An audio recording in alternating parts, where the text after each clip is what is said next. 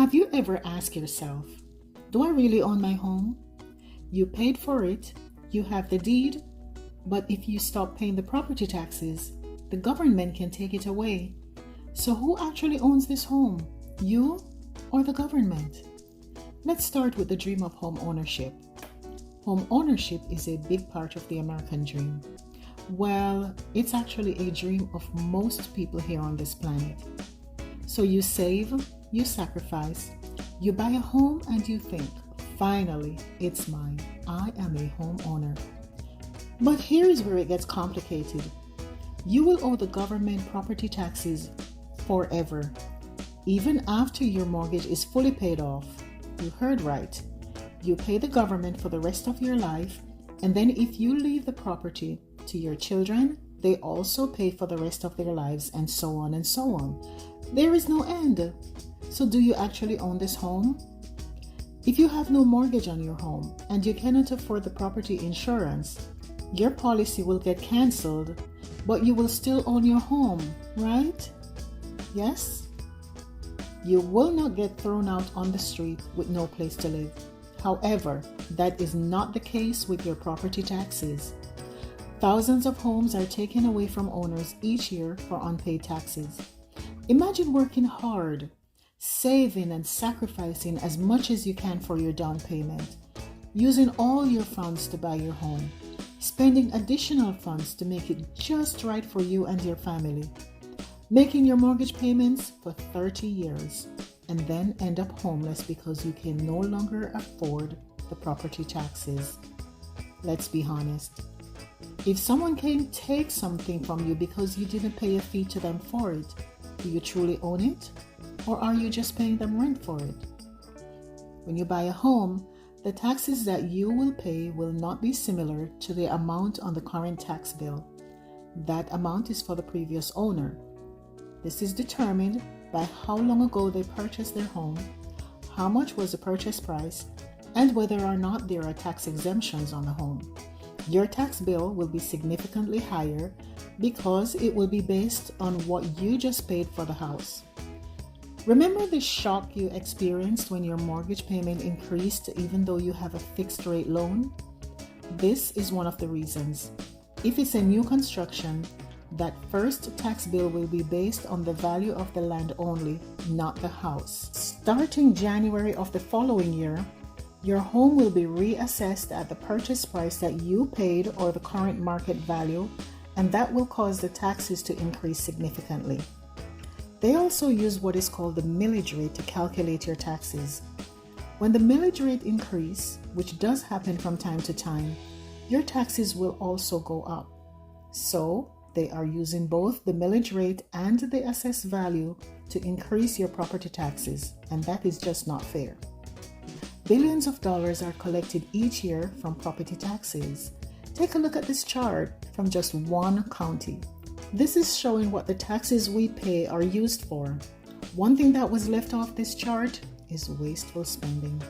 I do understand that funds are needed to finance the day-to-day operations of the city and the county, like police, fire, schools, clinics, water management, infrastructure, waste management, and other things. But the taxes are completely out of control, stripping homeowners of their equity. If you do not pay your taxes or simply can no longer pay the taxes due to significant increases, the government will put a lien on your home and sell it right out from under you. So again, do you really own this home, or are you just renting it from the government? If you actually own something, do you have to continuously pay another party for it endlessly? And it even gets worse. The amount gets increased every year endlessly. You can count on it. Take a look at this tax bill for the previous 9 years for these two homeowners.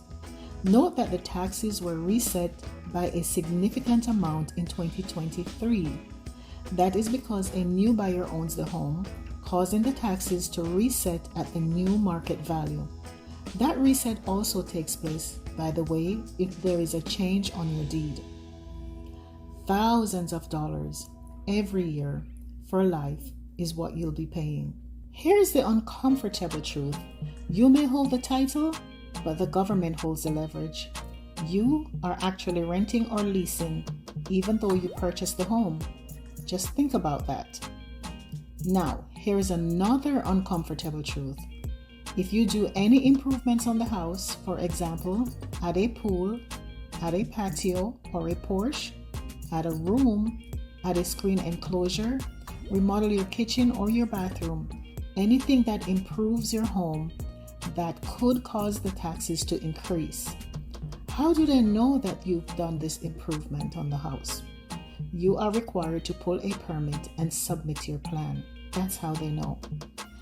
Another unfair method that is used to determine our taxes is the appraised value. This is unrealized wealth that is only realistic on paper in that current time. Unless the owner sells, he will never ever see that money, yet he is paying taxes on it. Just think about that.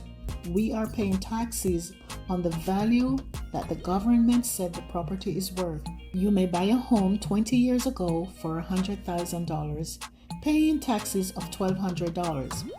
Now they say, based on what other people in the area are buying homes for, your property is now worth $400,000 or $500,000. And they might charge you 3 or 4 times what you were paying per year. That is crazy. This is not home ownership.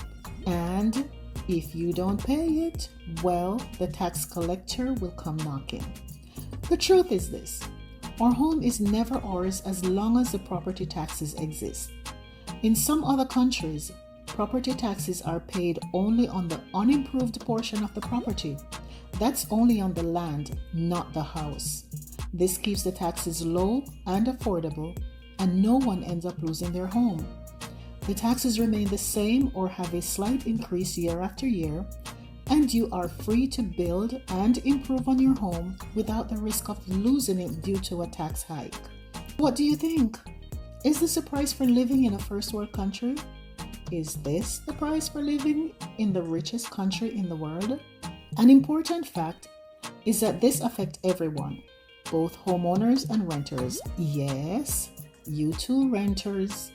Even if you decide not to purchase a home, you still pay. Here is how.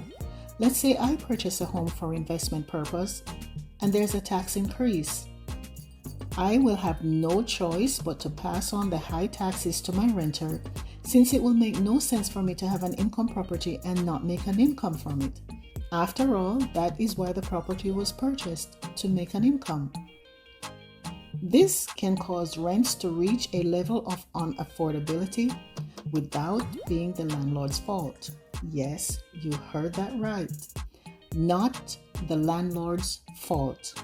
Can you see the domino effect though? The tax assessor's office have a tax calculator on its website that let us calculate approximately how much our taxes will be for a home that we are about to purchase. Take a look at the example. Now, let me show you how they can take your home. It starts with the tax certificate. If delinquent property taxes remain unpaid, the constitutional tax collector is required by law to hold an annual tax certificate sale to collect the preceding year's unpaid taxes and the associated fees. The tax certificate sale must be held 60 days after the date of the delinquency or June 1st, whichever is later, and that is per the Florida statute. That is the first step. Now let's move on to the second step. If the property owner fails to pay the delinquent taxes within 2 years from the date of delinquency, the tax certificate holder, that's the person who bought the tax certificate in step 1, that person can then file a tax deed application. The tax deed application is a legal document that initiates the process for the property to be sold at the tax deed sale. And just like that, my friend, you are homeless. Of course, this process differs from state to state, so this particular process does not apply to everyone. Check with your tax collector's office in your state. Unless your county make the decision to make a change, there isn't much that you can do about your taxes. However, we can make sure that we are taking advantage of any exemptions that we may be entitled to in our state if the property is our primary residence. In the state of Florida, once you file your homestead exemption, there are other exemptions that you might qualify for. Example, the senior citizen exemption for those who are age 65 or older. There's also the veterans and active duty military exemption, the civilian disability exemption, the widow or widower and surviving spouse exemption, and also the living quarters of parents or grandparents, which is also called the granny flat exemption. Check with your city or county in your state to see if these are offered and the required qualifications to receive these exemptions or any other exemptions that they may have to offer.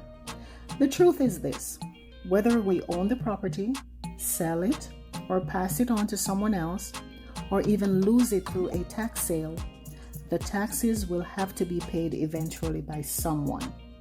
I hope you find this information helpful. All the best.